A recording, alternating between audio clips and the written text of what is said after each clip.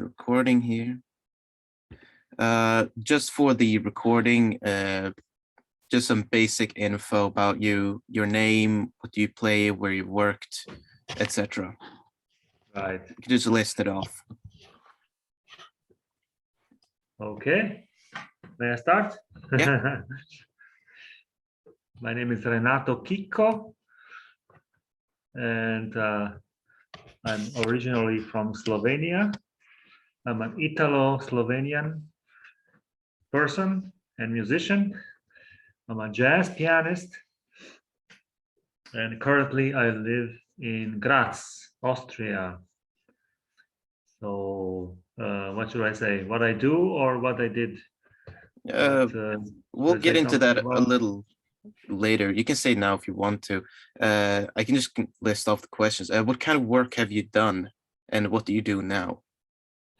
Okay, so I put the microphone for me a little louder. Hmm? There we go. Oops. Yes, so I'm basically, after my students' years, which started right here in where I live now in Graz, Austria. That's where I first went to university, and then continued in Boston at the Berklee College of Music. And right after that, I worked as a jazz musician in first in Boston area, and then in New York City, and in the meantime also in Europe, as I was traveling back and forth. So basically, as a jazz pianist, I joined many different groups, as it is pretty common in the jazz area to have many different groups and projects together, and opportunities to either to play once together or for longer time, or longer periods of time. And with some of the groups, I worked over the years until now. So you could say maybe 30 years or something. Such as, for example, as I worked also with your father, with a great Jerry Bergonzi, saxophone player Jerry Bergonzi, which I have now worked for, really 30 years. That's one of the musicians I worked with the most, actually. But other than that, starting to be involved in the New York scene in the 1990s, for about 10 years, I was involved with some of the greats. I was fortunate and lucky enough to get to play with some of the great legends of jazz, such as Lionel Hampton or Benny Golson or Clark Terry. These were the older generation people. And also I was a member of a vocal group which was led by great vocalist John Hendricks, not Jimi Hendrix. Jimi Hendrix we know he's a great guitar player, but this is John Hendricks. He was a legendary vocalist and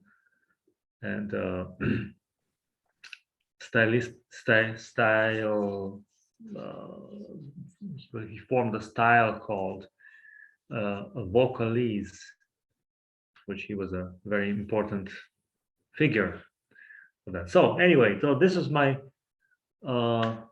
basically how I developed my working as a musician, as a performer.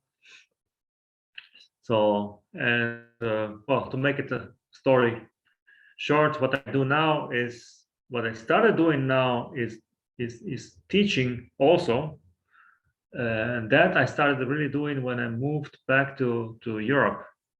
I moved back to Italy first, to Verona, Italy, and there I started most of my teaching together with the performing. Yeah. Mm. So that's actually when I first met you. Yeah. In Italy. You were still you were still small, and so that's where I started teaching jazz. Um, yes, in different schools, also private schools, um, and until I came to Graz to teach at the university here in Graz. There's a very uh, important and old jazz department, one of the oldest in Europe. And I was lucky and I'm grateful that I could teach here, yeah, in Graz. Mm. So that's what I do now. I teach and I continue playing, of course. Uh, Now, moving on a bit more on your career, your work. What was or is the biggest source of revenue in your career, and do you still see money coming from it today? Okay, revenue is always in our work, um, depending on how things go. Yeah, it always has been depending on many factors that sometimes we cannot control. And well, the worst has been now in the last 2 years because of the pandemic, of course. But luckily enough, now I have my main revenue from teaching. So that's, uh, I would say, most of the jazz musicians also teach to round up the also the revenue, and just to round up the whole thing about playing music and be able to also to bring it to the next generation. Yes, but at the moment my main revenue is from teaching.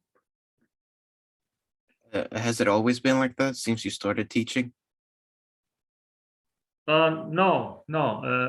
I was when I started teaching was mostly from playing, and then gradually the teaching became more, and especially after I moved to Graz, it became more like a steady salary.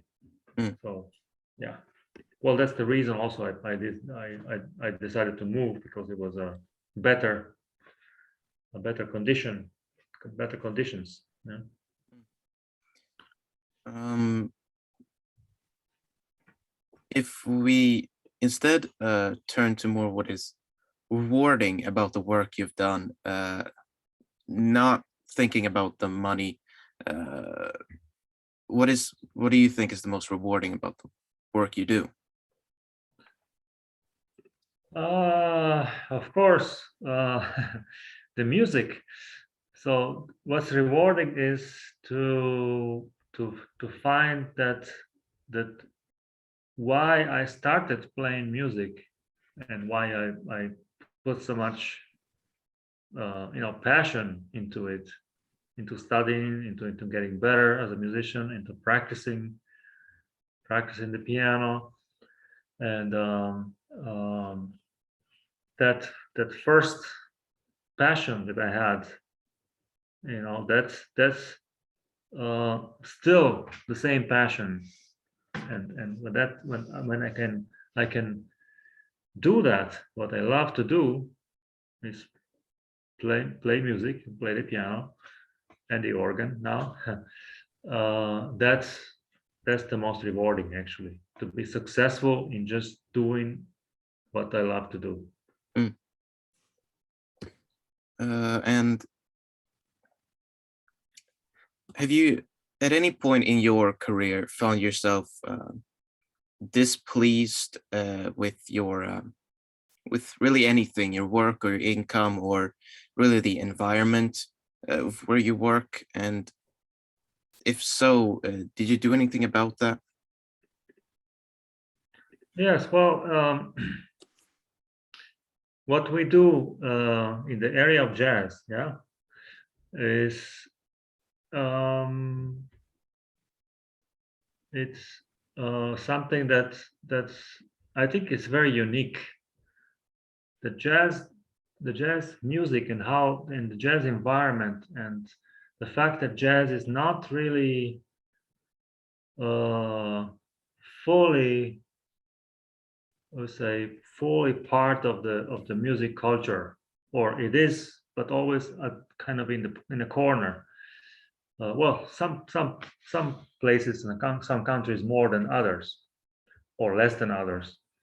Um, so that can be, sometimes it can be frustrating to see that. For example, the musicians in the classical music field, um, independently of if they are playing and working or not, the classical music field is a recognized art form. Yeah, as jazz has not always been recognized as an art form, as a valuable art form, as a art form that's worth supporting and all that. It's getting better. Yeah, it's getting better everywhere in the world. But many times when I started, it wasn't always like that, especially in countries like Italy, where you kind of feel every musician feels they're out on their own trying to survive, and hopefully it will work out. Not always, it's not always supported by the institutions and by the state. Yeah. So that would be what one thing that I'm displeased with. Those things. Mm. Yeah, especially when you put when one puts so much passion and so much so many hours, so much time into it, and then when you feel that it's not even acknowledged, that's where I'm mostly displeased. And if we just take a second to exclude the income from teaching, like say you never started teaching, do you think you could have adequately supported yourself with only the income of gigs or record sales? Uh, Hard to say. um, I think so. I think so, but it's I say it's a fine line. Yeah, Mm. it would be. I think it's hard for everybody, for anybody, but it's a fine line between being in successful in the marketplace. Yeah, when you're successful in the marketplace, then it's probably okay. You're probably okay. Very successful in the marketplace. You have to be very successful. But that's something that one cannot plan. I don't think this either happens or it doesn't happen. It also depends really of what kind of music, what kind of jazz you're playing. Yeah? Mm.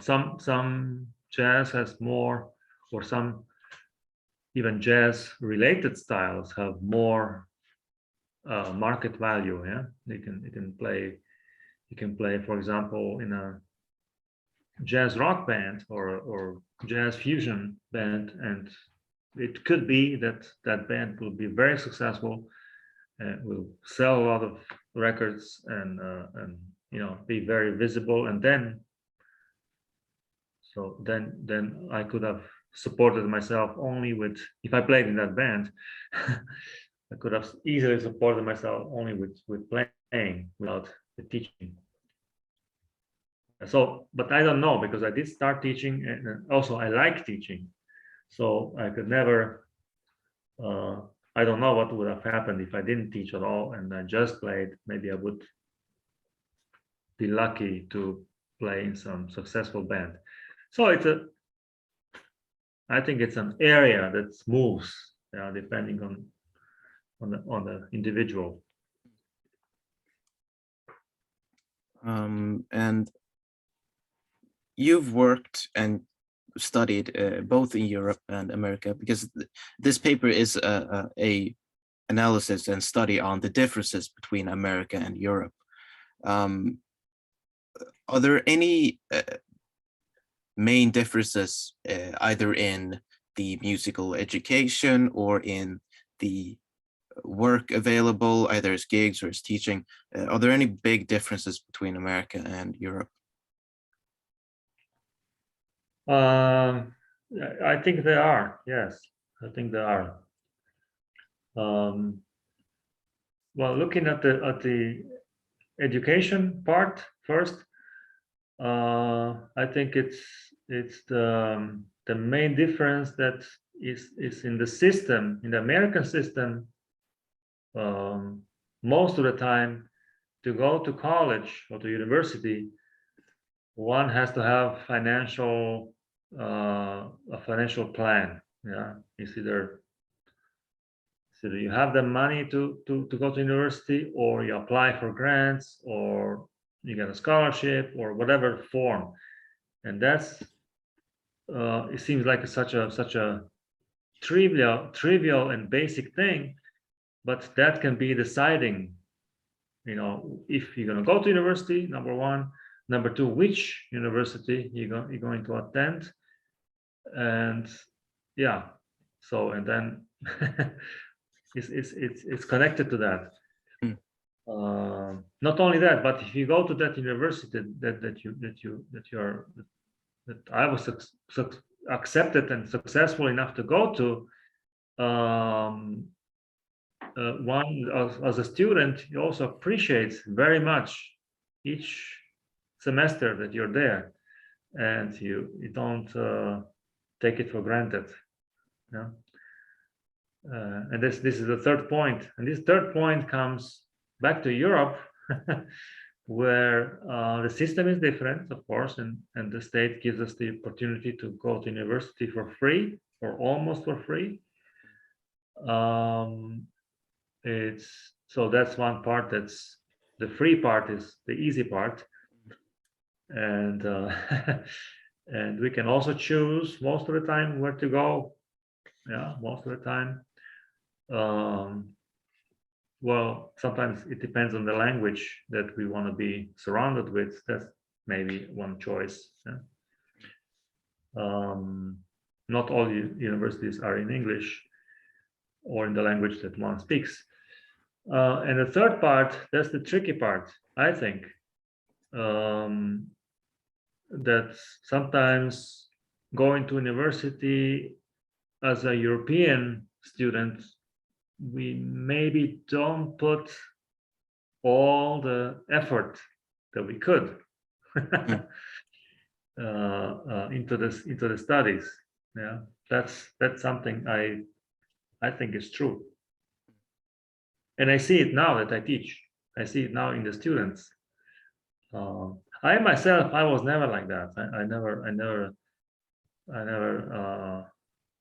How do you say? I never just wasted, a semester or a year or 2 years. I never felt like I can just wait and take it easy. And I wanted to really be good always. So, but I see today many people that study jazz take it the easy way. They kind of like see, I don't really know. They don't really know if they're gonna continue or not, and so this is one big difference, I think, in America and Europe. Do you think This area like of sorry, education? yeah, But then you wanted to know the next point, no? yeah, yeah, I just wanted to ask a quick question about that. The reason why European students might slack off more, Do you think that could be the economic pressure, the fact you haven't really paid for the college to go to, as opposed to in America, you paid for the college, you use the time that you have because it goes on your student loans. Yes, I think it's that, and also another thing. That's for sure one reason, because that's a fact. Either you you take advantage of the money you paid for, or in Europe you're more kind of free to decide. And Mm. but also I think that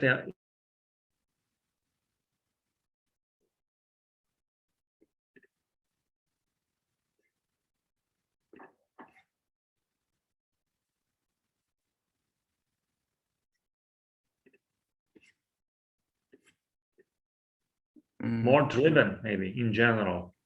Sorry, you cut out there for a few Okay, seconds. a Could, second. The could you internet is unstable. Am I back? you're back. Could you repeat that? Yes, I was saying that the young people, the young people in America are more driven, Mm, driven to succeed, and that's in the system. Yeah, mm, in general, I'm not saying mm. that Europeans are not driven, but I feel that Americans are more driven. Just the way people grow up in America is they're more driven to what they do. If they find, if Americans find an area where they think they're good, they go all the way, Mm. and they really pursue a goal. Yeah, Do you think I that think could be that. a cultural thing then? Yes, Mm, also yes, mm. definitely. Yeah. And moving on to the differences in work that you've experienced, uh, could be any difference if it's the economic or it's the social uh, sphere around your workplace. Are there any differences there? Um, so I can only speak in the area of jazz, of course. Mm, Yeah. I think, of course, there are differences, but I think the main difference is the fact that there are in America there are some centers, some cities that are very important for jazz music, such as in the first place is New York City.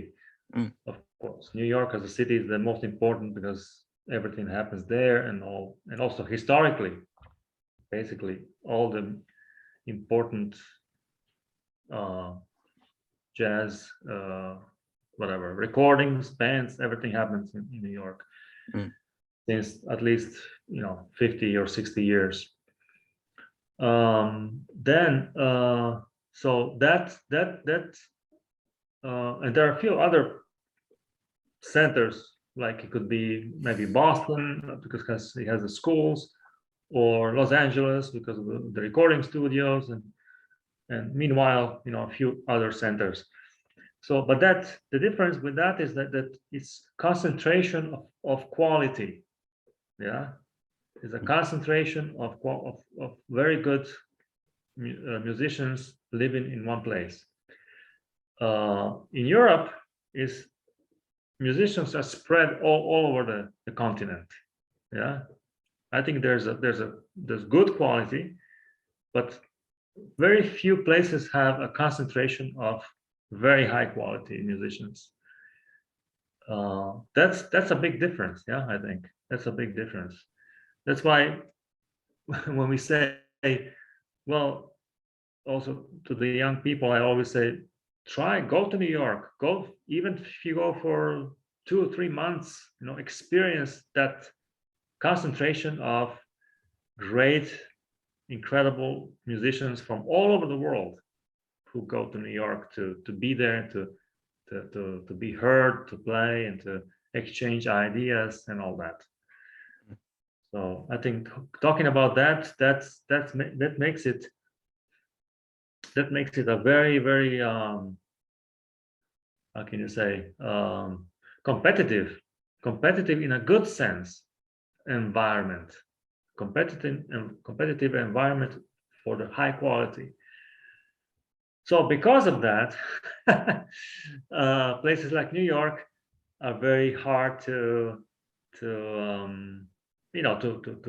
play and to really make it to make it a job being a musician because of that.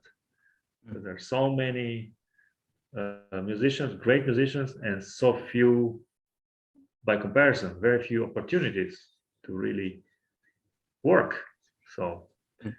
so that in Europe is much easier because of this less concentration and more opportunities to work. I mean, in general, I think Europe is much easier to work. Mm. Just because of the nature of the whole, being so many countries and being so many also, not so far away, everything. In America, everything's far away. If you want to go from New York to Los Angeles, you have to fly for 6 hours, Mm. and in between is very few places where one could go and for example drive by car and play would be a very long day. So the concept of touring in the United States is very different from the concept of touring in Europe. Yeah. Mm. So that by itself, it's a big difference, and it's much easier for a musician to play and be heard in Europe, I think. Mm. Right. Well, that was all the questions under the category of work.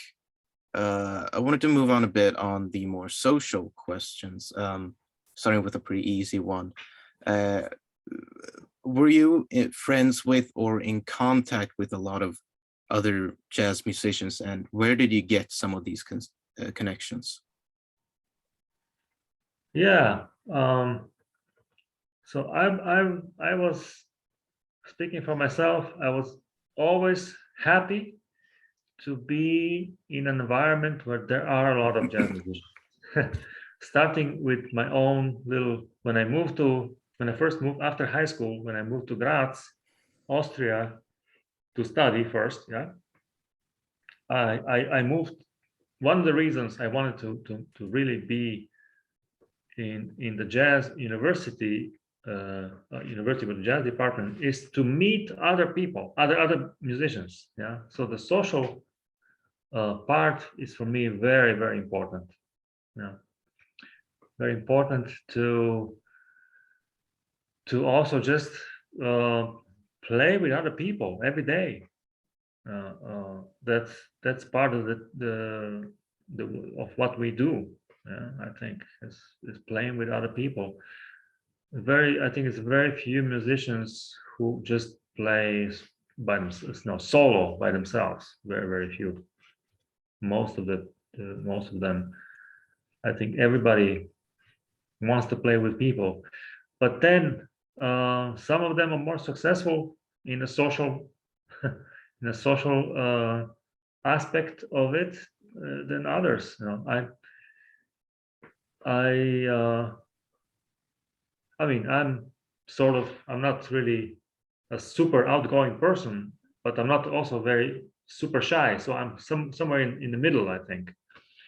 So so when I moved to, for example, when I moved to a bigger city, when I moved to Boston to study, Berklee College of Music was a huge community of musicians. So I tried to meet as many as I could. Yeah, and I was there for 2.5 years, and I met so many people there that when I moved to New York, finally, I already knew many of the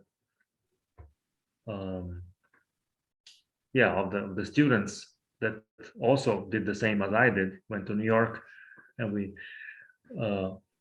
we knew each other already. So the social network I think is very, very important. Yes, it's very, very important.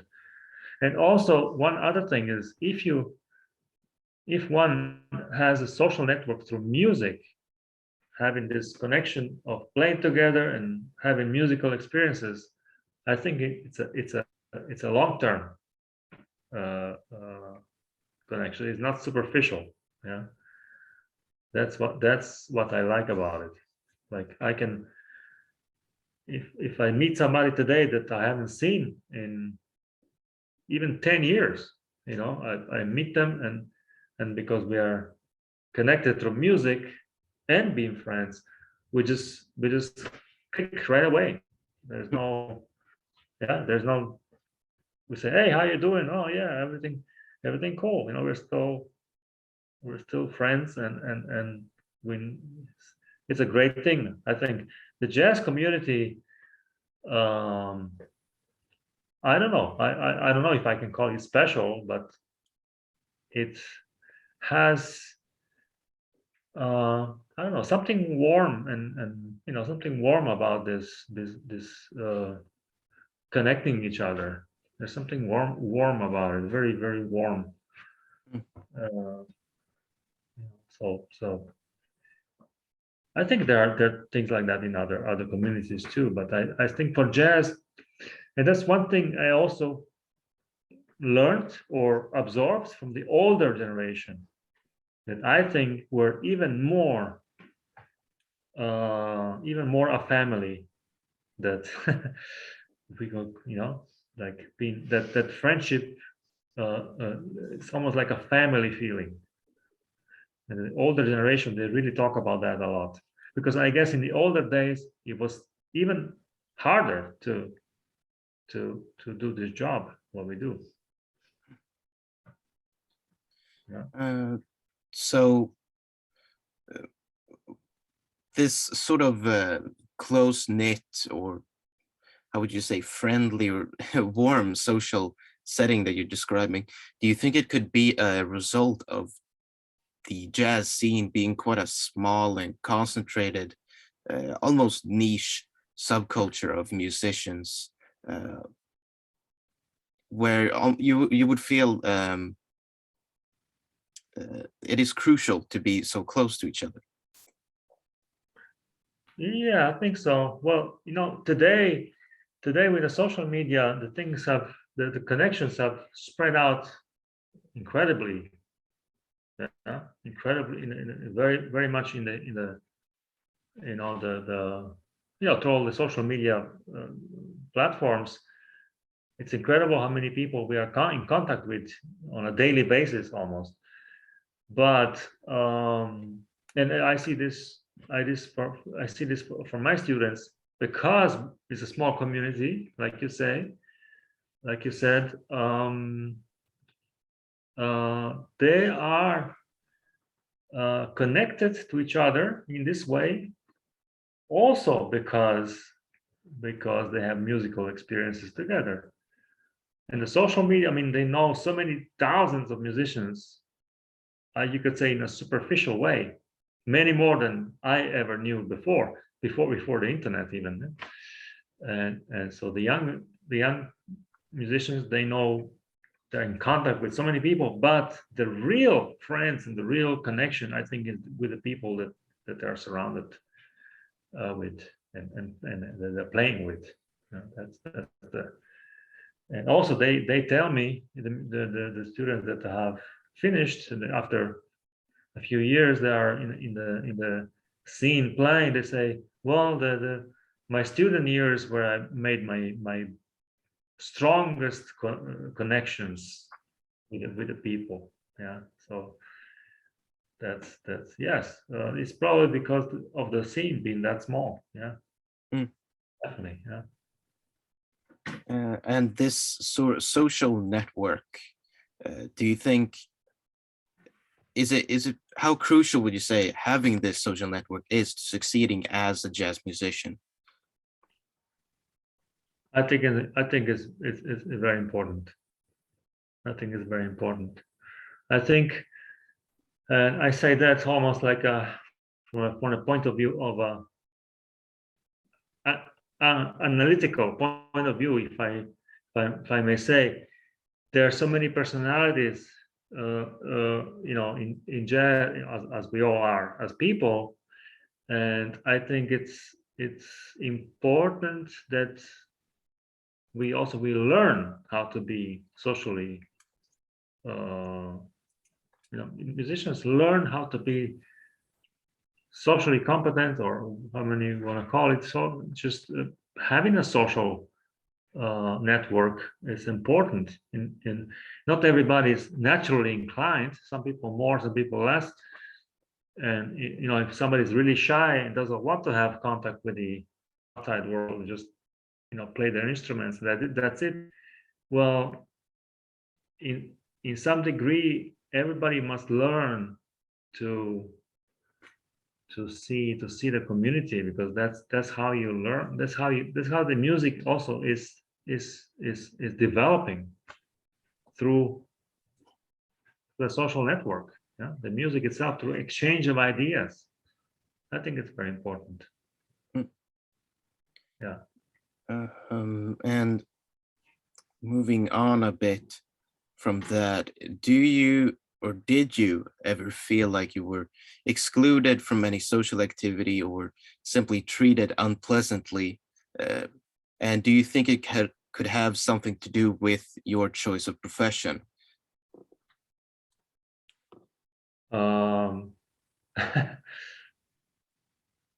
no, not really. I mean, my choice of profession. Well, I think maybe you're asking from the beginning when I choose my profession, Throughout your whole or, career, if there's or been during the during my career, during my career, yeah, yeah, at any during point. my career. Um, no, I mean, of course, it happens sometimes that I wished I had joined a group, or joined, or stayed longer in a series of projects, and maybe I was excluded for whatever reason. I mean, that will happen. That's Mm, just a natural course of events at some point, unless we are leader of our own groups only, yeah, which some people are. I am not. I'm mostly a sideman. I'm mostly playing with other groups and other leaders. So of course it happened to me that leader decided to call somebody else for that project, or to make some changes. That is completely natural, and I think, yes, sometimes we feel like, oh, I have been left out, and I'm hurt, whatever. But pretty quickly, pretty soon we have to get used to it. That will happen. And maybe it was good that it's good that it happens, because then one can, reset and work on some other ideas, musical ideas, and yeah, it's part of growing. Yeah. But yes, the disappointment is all, it can be there. Yes, mm. that's definitely, it's part of life. And my final written question here on this topic, uh, it's on this kind of the same line. Do you feel that you've been treated fairly or with respect from your employers, whether that be club owners or any boss on your teaching jobs, that does not have something to do with payment or work? Uh, Yes. uh, yes, I mean, yes and no. I mean, of course, there are some nice people, there are some nice employers, and especially organizers. But there are some really bad ones, and that has to do maybe what I talked about at the very beginning, with the fact that jazz music is not really, institutionalized, or not really an art form that sometimes that's seen as being worth being an art form. Yeah. And because those people, those organizers who organize jazz music and treat the musicians badly, they would never do that to a classical musician, for example. And almost comparing those two, because as far as the you know the preparation for the event, let's call it event, the concert, it's about the same preparation. Yeah, the same kind of preparation. You have to be good, you have to be musically at a high level, you have to be prepared in every sense as a performer. So many times the organizers, for some reason, I don't know why this is still going on, because it was going on way before I started, that the jazz organizers didn't know anything about the music, didn't know anything about the business either, and they just organized because they heard that if they, I'm talking about the bad ones, because they heard maybe that this kind of jazz musician would bring a good crowd, and then they will make good money, or worse, they will be selling a lot of beer in the in some of the jazz clubs, or some of the, that's another part. We are playing, jazz musicians sometimes are playing, are performing in places where music is not the most important thing. The selling drinks is the most important thing, and making money from that. So that's part of the scene. Unfortunately, that's well, it can be good too. It can be, if both things, if things work, for everybody, then it can be good too. But as far as being treated correctly or with respect, I would say at least 50% of the organizers should not be organizers. They have no idea about the music. They have no idea what musicians had to do to even get to that level, to that place. How many hours, how many years of studying, practicing, performing, just to get to that level to be able to perform. And I don't think most of them don't have, don't know that, and they think it's just talent, and you just sit at the instrument and play, and also they ask you, and then now you go, now you're having fun, and now you want to get paid. Yeah. They almost ask you that, oh, you're having fun anyway, why you want to get paid? So I think it's a lack of culture, actually. Yeah, Absolutely.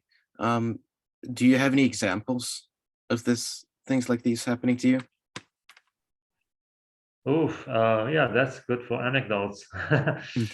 Do I have examples? think just any random quick one. Yeah, I mean, I have to think a little more specific now. Okay, if I go back to when I started playing, a few times it would happen that after a concert, the organizer would just disappear, and the band would be finishing and packing up the instruments, and there was just no money. For example, there was no payment, and nobody knew where the organizer went. Everybody was, so that happened a few times. or sometimes it's a matter of the organizer just not being aware, yeah, of if somebody's, for example, coming to from uh, on tour, somebody coming from out of town, yeah, to a town, to a city, coming from far away, and uh, maybe the hotel wasn't organized, or there was no heating in the room, in the venue, or strange things like something like, oh, why didn't you bring a piano? Or things like that. Yeah, I mean, that it would happen, that the fact that they would treat you as, you just came from down the street to the place, to the performance, but they didn't think that you came from somewhere you have to like drive for 8 hours to get there or something. Mm. This kind of very normal uh, treatment that you would get even if you didn't play music. If you get to, if you go to an interview Mm. and you want to have a live interview and you drive for 6 hours, when you arrive there, the person would offer you, I don't know, tea or coffee, or, are you tired? You want to have something to eat, or Mm. So for jazz musicians, sometimes this is just non-existing. You are just like, oh, you came from far away. Well, it would have been better if you stayed home. Yeah. Something. You're not welcome. It's this kind of feeling of. Uh, was that the question? I Yeah. forget the question now. Yeah. It was more about, this uh, being treated fairly or Yeah. unfairly from employers. Yeah. Yeah. Okay. Specific. Yeah. Mm. Specific. Um, But yeah, I have to think. I have to think more. Yeah, a few times, with when we were with John Hendricks. I was telling you before, the great vocalist. He was really a icon in that style. He was, and yeah, a few times he we had to basically, uh, the hotel where this was a case where we had to take a flight or a long drive or something, usually a flight far away, and then you arrive somewhere, and for example, the places where the hotel, because you need a hotel, yeah, but the hotel was so bad, it was really the worst place to even just have a, you know whatever, shower and change of clothes and then go to the concert.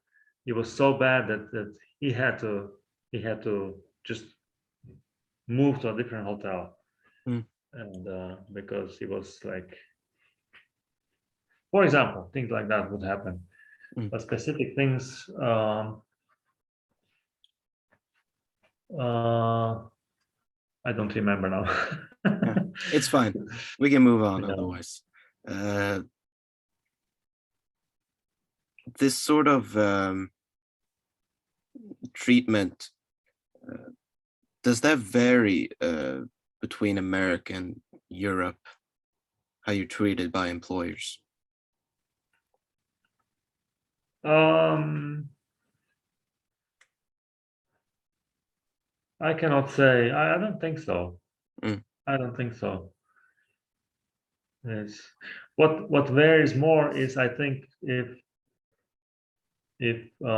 I think that's in both continents the same. If the organizer know what they're doing and who are they having as guests, yeah, it can happen. It can happen in anywhere. Yeah, it can happen anywhere. it's more about that aspect. Mm. Yeah. Well, that was it for my questions. I just want to ask the same last one. If there's anything you would like to add that could be important, really anything. Well, since your paper is about the differences in America and Europe, I think because I'm a little bit older than you, and I've been doing this for a while, and especially in the last 30 years, I think that America and Europe are becoming closer Mm, in connection. Just a matter of being connected even more, or much more than it was in like 30 years ago, mm, because I think, well, because of information is faster nowadays, and also live streaming, concerts live streaming. That's a big thing because now everybody, you don't have to be at in the place. You can listen to live streaming of a concert in New York, yeah, from anywhere in the world. mm, That's a great example, and you can kind of be there, yeah. You can kind of be there. So that wasn't possible before the internet. Yeah? So that's a big thing. So in that connects people even more, and it's everything is closer. Um, in that sense, for the good and the bad, yeah, for the good and the bad. The good thing is about I think uh, the jazz music in Europe has become really high level now. I think really high level, the highest it's ever been, mm, in my opinion. Because the young people today, they already are great at 20 years old, mm, And I think before it would take a person longer to get really good because we weren't connected so well. Yeah. mm, So I think that this difference in time, I think it's important mm. to mention, um, and how connected the world is today. Yeah. It's great, I think. Mm. For that aspect is great. Yeah. But you mentioned the good. What about the bad? The bad, well, the bad is that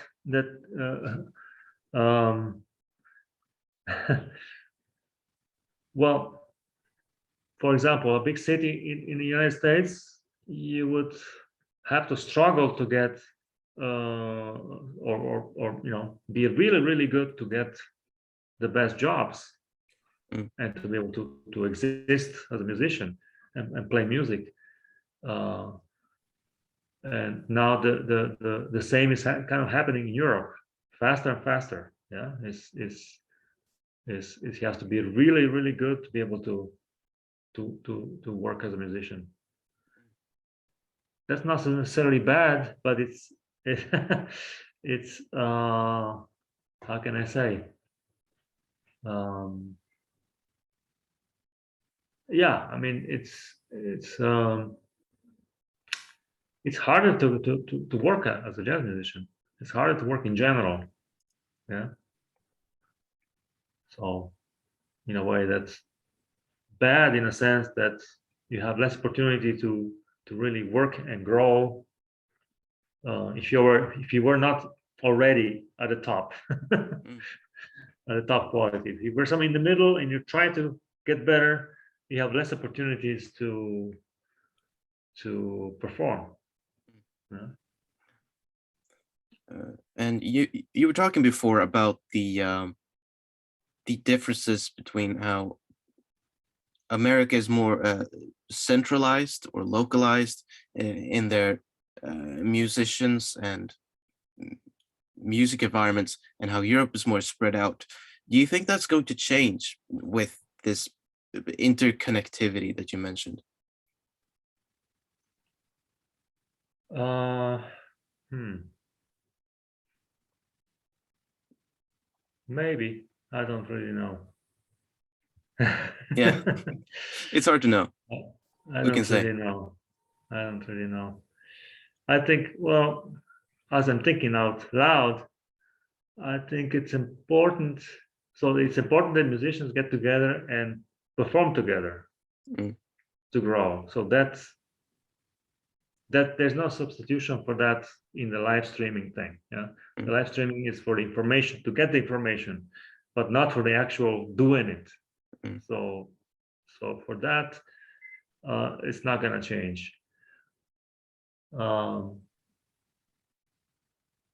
So it can only change if or maybe it's changing because Europeans are moving around Europe more. Mm. That's that's definitely changing in Europe itself, just in Europe itself. Musicians don't have no problem now if I didn't have a steady job and I have to be here in my city, I could move tomorrow to Berlin Mm. or Stockholm or Paris. And you know what I mean? Kind of I have this freedom. And I think this is today much more common than it was before. So in this is changing. Yeah. Young people like to move around. Yeah. Musicians, talking about musicians, yeah. Young musicians like to try different areas and for whatever reason. Yeah.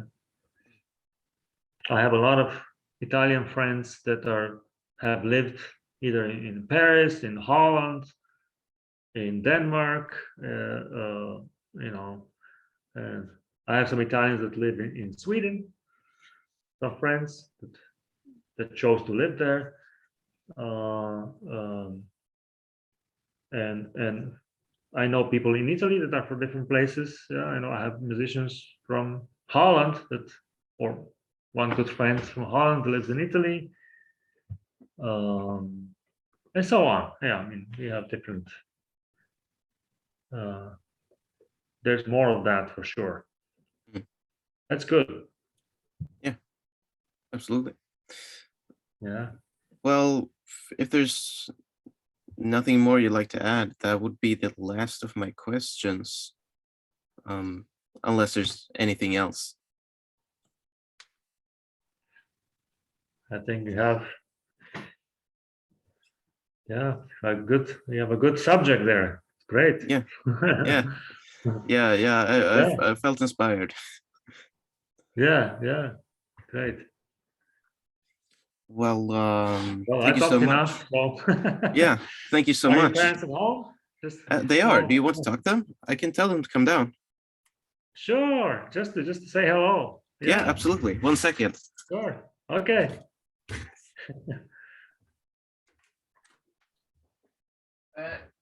Vill ni säga hej till Renato?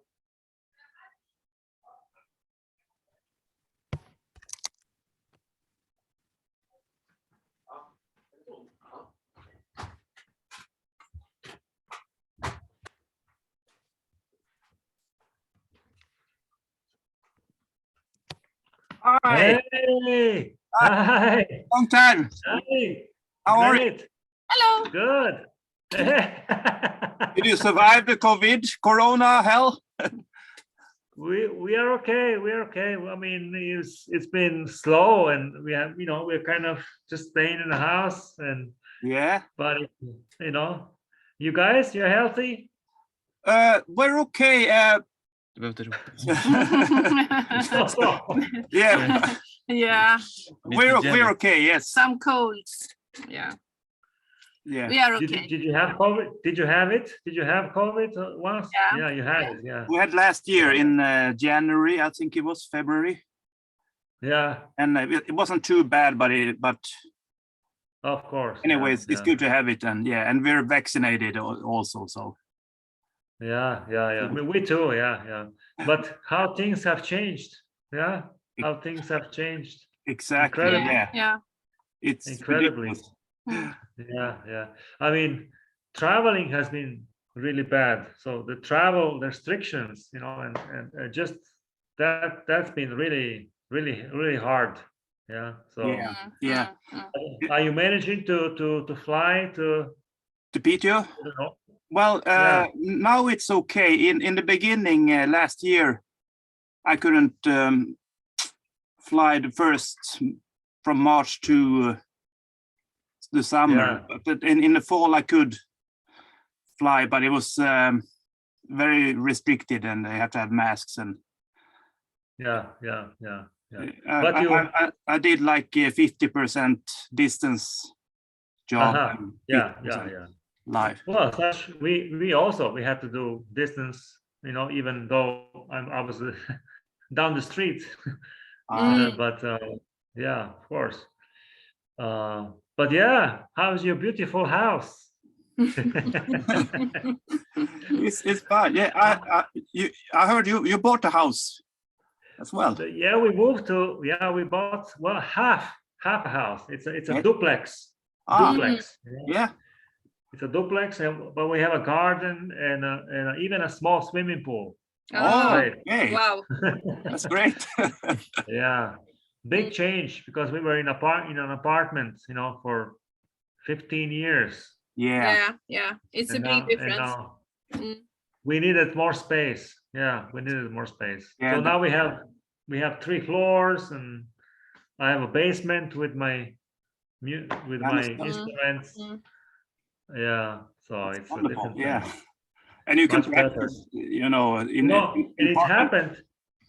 The funny thing is that it happened because we were at home so much, you know, that with the lockdown, Yeah. my wife started thinking, we have to do something, otherwise we'll go crazy. Exactly. Yeah. Well, good. That's very good. Yeah. So, and how's I miss you your? guys. I miss you. I missed you too. I mean, it's been crazy. All this, you know, you can't play anything, and there's no. All the places are closed. I mean, it's starting to get open up a little bit, but it's very slow. Yeah. And the jazz, well, it's not very big, you know. This no matter if it's Corona or not. I mean. Yeah. As you know, it's difficult anyway. Did you have snow? Do you have snow outside? Yes. Little bit. It's very cold. Very cold. Yeah. How is your -7? Is the grave still there? Oh yeah. The grave is We haven't taken it away. No. He's still there. Yeah. He's still there, the man. Yeah. You're taking walks. You're taking walks in the neighborhood. No. Well, as long as we feed him with vodka and food, he's gonna be nice and quiet. Yeah. Mm. Well. Yeah. So, well, I hope we can get together sometimes, you know, very soon. And I really hope so. Yeah, we have to wait until better times. Yeah. Yeah. Then now you can come to visit. You can come visit Graz now. I just told Locke. I met him in Verona. We first met in Verona when he was small. When he was running. Yeah. Yeah. Yeah. Well, how's the situation in Austria? Is it locked down or is it open? When it comes yeah, we had another lockdown in November, December for 3 weeks, and then it opened again. And yeah, I mean, it's, you know, it's slow. It's slow. Yeah. It's just have to now this other variant, the new variant, the Omicron. Yes. They say this is gonna come through. Yeah. And maybe everybody's gonna get sick, but not so bad. Exactly. Maybe not so bad, and then hopefully by the summer it's going to be better. Yeah. It's like a cold, I guess. Have you told?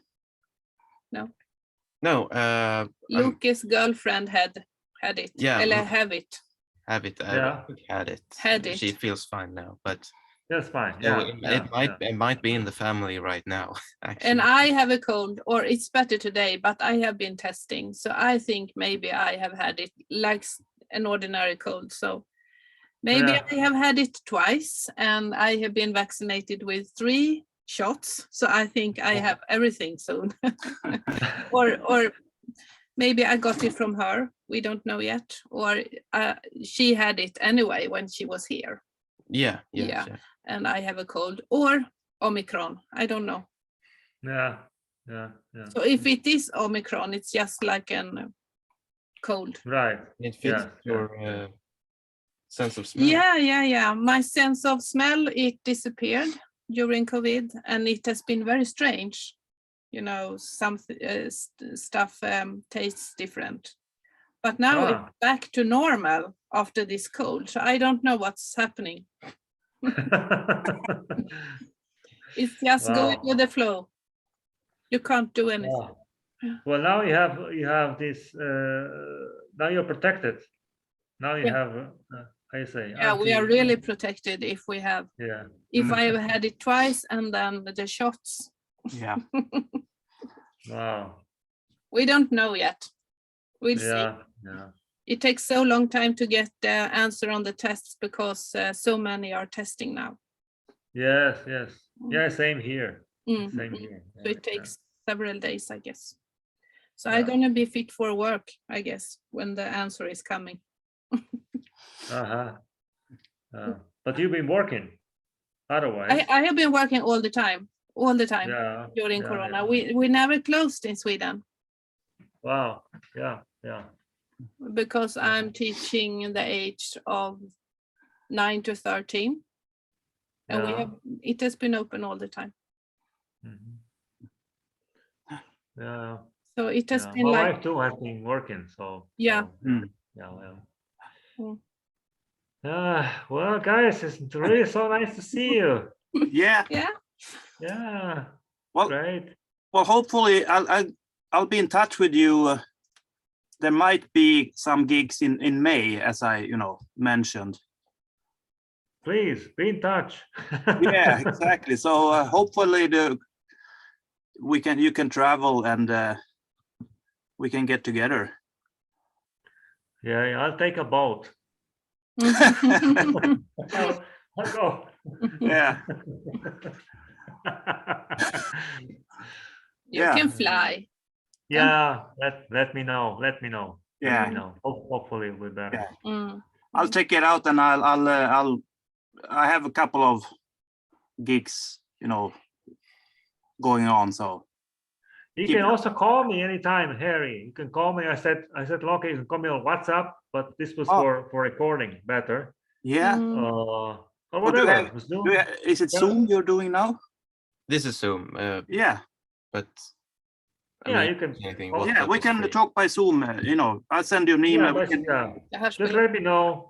Let me know in advance. Yeah. Exactly. Sure. Yeah. Yeah.